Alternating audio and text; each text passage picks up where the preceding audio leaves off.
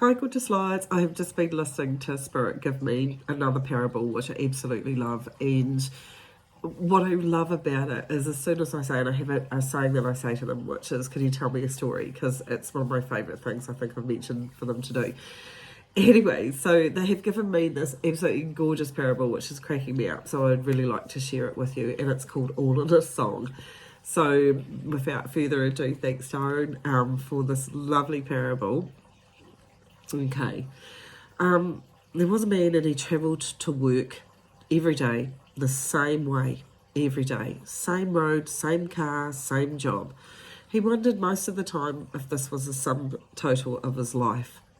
Hours spent in traffic, travelling to a job that didn't serve him, didn't make him happy, for money that got gobbled up in 101 different ways, and it had just come down to this, the sum total of his life. A road most travelled, time spent day after day, his life ever seeping away in the same routine and the same structure.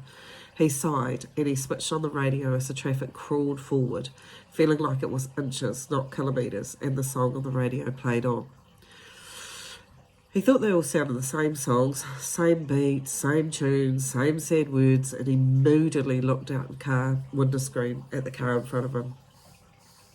Time always seems to stand still in the car. Well, in the car only. You can sit for ages and nothing's really changed. And then at the moment that you looked at the clock that rules your life, suddenly all these moments have been eaten away and you're left with a hectic rush in the middle of it. Rather than like eating a poorly made tuna sandwich too late in the lunch break and having to wolf it down at the last minute and give yourself a fit of burping and indigestion. The sum total of his day, moments in a car, listening to bad music.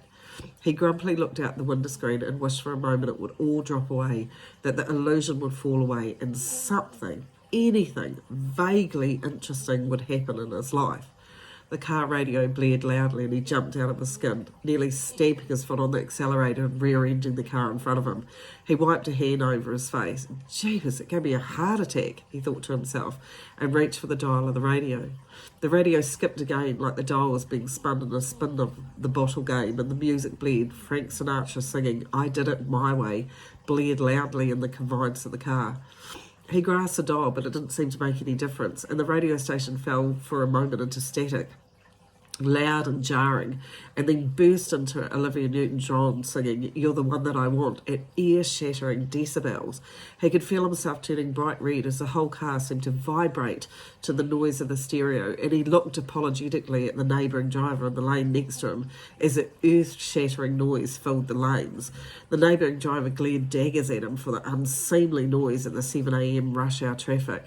He seized the dial and pulled. The whole thing popped off the stereo and into his hand, and the scatter jumped again, and Queen bled through his eardrums. Pressure, under pressure, yelled loudly in the confines of the car, and he cringed, feeling his temperature and heart rate beginning to soar.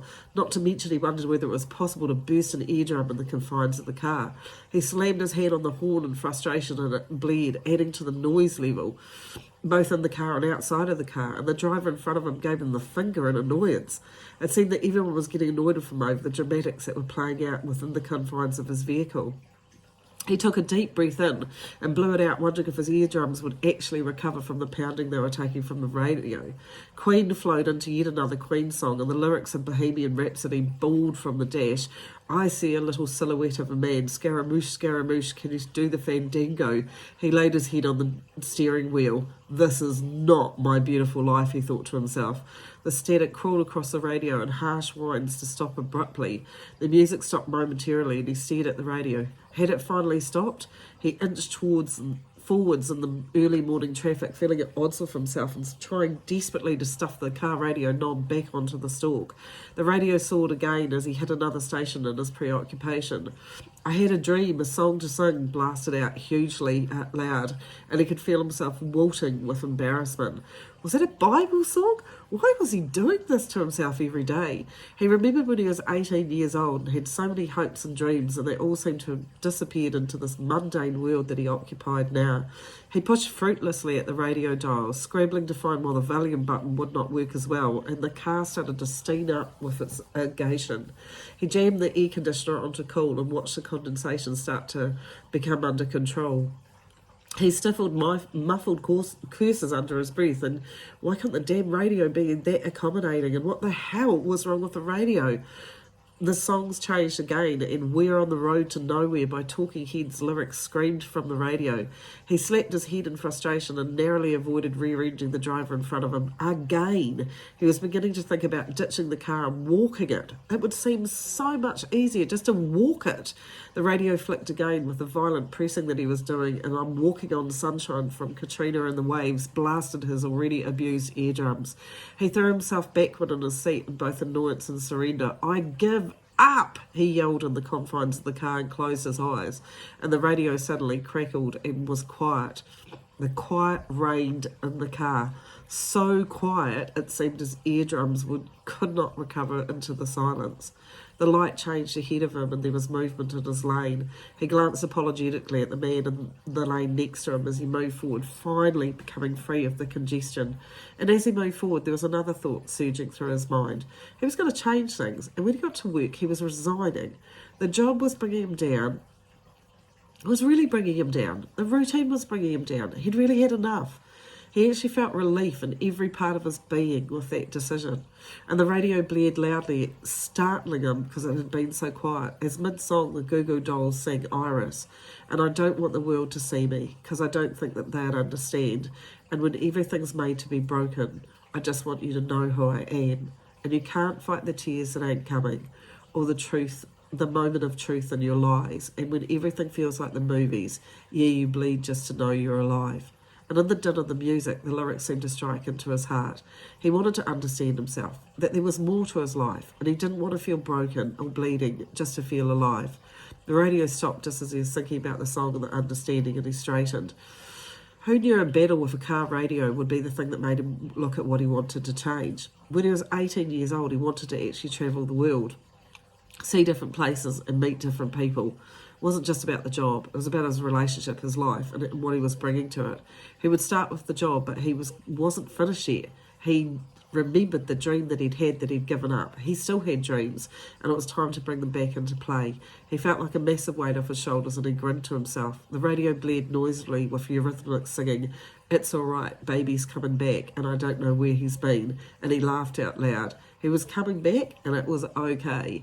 He started to tap the beat on the steering wheel, feeling like a grinning loon, and continued the short distance to work. The two angels breathed a sigh of relief and looked at each other before they broke out laughing. "I don't know, Stan." For a moment there I thought he would not get it. Stan high-fived Dave. "Sheesh, getting through to these people lately gets harder and harder. Getting them to listen is a bit drastic lately." Dave shook his head and cracked his knuckles and stretched his shoulders, wings stretching outwards. "Seriously hard work, Dave? What on earth do humans think songs are created for anyway? Easiest way to get messages through if they're only listening," commented Stan. Moral of the story, do you really need one? I think not, but I'll tell you this anyway. Your thoughts broadcast out into the universe like a radio frequency. The universe, your loved ones, angels are quite honestly always trying to give you back messages about what you need to change for yourself through songs. Why do you think songs were invented? Stop, listen, notice. It may change your world if only you're paying attention. I hope you enjoyed that parable as much as what I did. Take care of you.